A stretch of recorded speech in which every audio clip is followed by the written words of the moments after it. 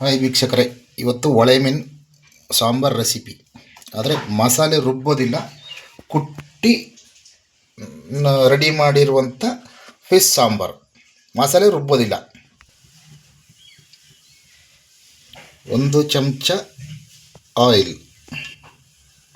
ನೋಡಿ, ಇಷ್ಟೇ, ಜಾಸ್ತಿ ಹಾಕಂಗಿಲ್ಲ.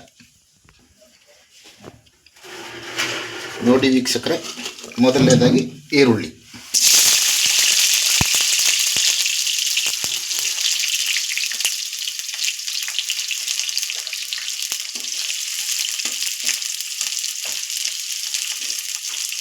ಇದು ಕಲರ್ ಬರಬೇಕು ಅಂತ ಇಲ್ಲ, ಅರ್ಧ ಸ್ವಲ್ಪ ಇದಾದರೆ ಸಾಕು.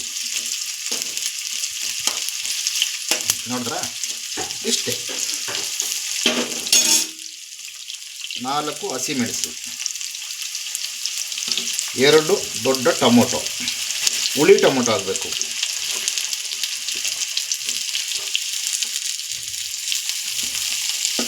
ಶುಂಠಿ ಬೆಳ್ಳುಳ್ಳಿ ಪೇಸ್ಟು. ಯಾವುದೇ ಥರದ ಮಿಕ್ಸಿಲಿ ರುಬ್ಬೋದಿಲ್ಲ. ಶುಂಠಿ ಬೆಳ್ಳುಳ್ಳಿ ಪೇಸ್ಟು.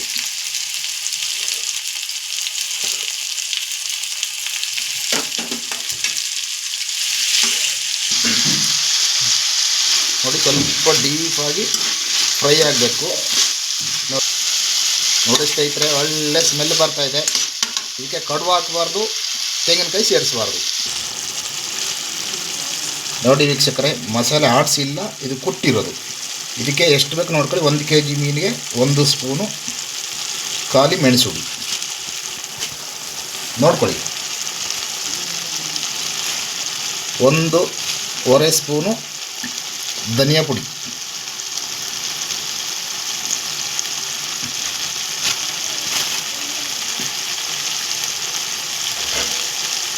ಸ್ವಲ್ಪ ನೀರು,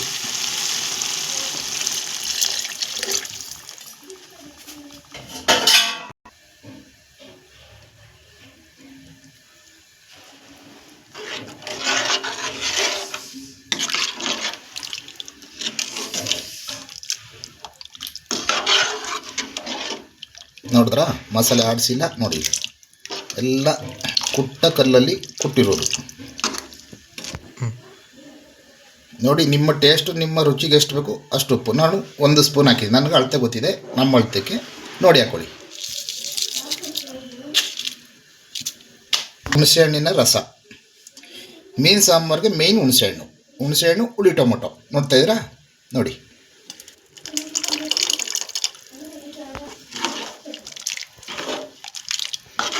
ವಾವ್, ಸೂಪರ್ ಸ್ಮೆಲ್ ಸಖತ್ತಾಗಿದೆ. ವೀಕ್ಷಕರಿಗೆಲ್ಲ ಭಾಳ ಇಷ್ಟ ಆಗ್ಬಿಡುತ್ತೆ ಇದು. ಇವತ್ತೇ ವೀಕ್ಷಕರು ಅವರವರ ಮನೆಯಲ್ಲಿ ಮಾಡೋಕ್ಕೆ ಟ್ರೈ ಮಾಡ್ತಾರೆ. ಯಾಕೆಂತಂದರೆ ಕರೆಂಟ್ ಇಲ್ಲ ಅಂದಾಗ ಮಿಕ್ಸಿನೇ ಕಾಯಬಾರ್ದು, ಕರೆಂಟೇ ಬರಬೇಕು, ಮಿಕ್ಸಿನೇ ಬೇಕು. ನೋಡಿ, ಖಾಲಿ ಕಲ್ಲಲ್ಲಿ ಕುಟ್ಟಿ ನಿಮ್ಮ ಹಸ್ಬೆಂಡ್ ಆಫೀಸ್ಗೆಲ್ಲ ಹೋಗುವಾಗ ಅರ್ಜೆಂಟಿಗೆ ಅಡುಗೆ ಮಾಡ್ಬೋದು ಈ ಥರ. ನೋಡಿ, ಒಂದು ಕುದಿ ಬರಲಿ, ಇದನ್ನು ಮುಚ್ತೀನಿ. ನೋಡಿ, ಬನ್ನಿ ನೋಡೋಣ ಸಾಂಬಾರು ಹೆಂಗಿದೆ.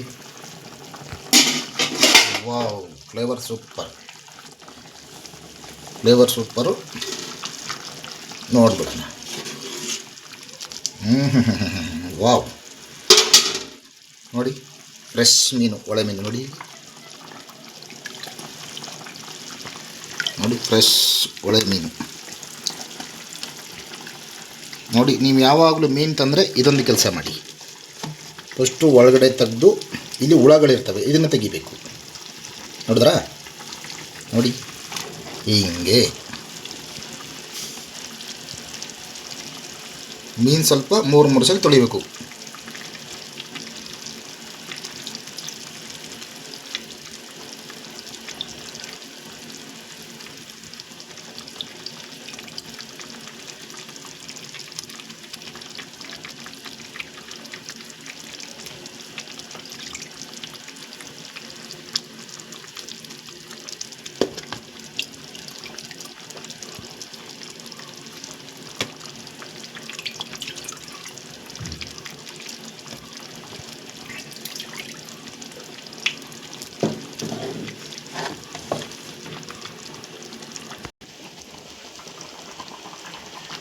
ನೋಡಿ ವೀಕ್ಷಕರೇ, ಬೆಂದಿದೆ, ಫಸ್ಟ್ ಕ್ಲಾಸ್ ಆಗಿದೆ.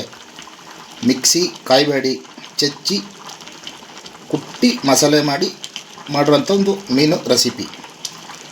ಲೈಕ್ ಒತ್ತಿ, ಸಬ್ಸ್ಕ್ರೈಬ್ ಮಾಡಿ.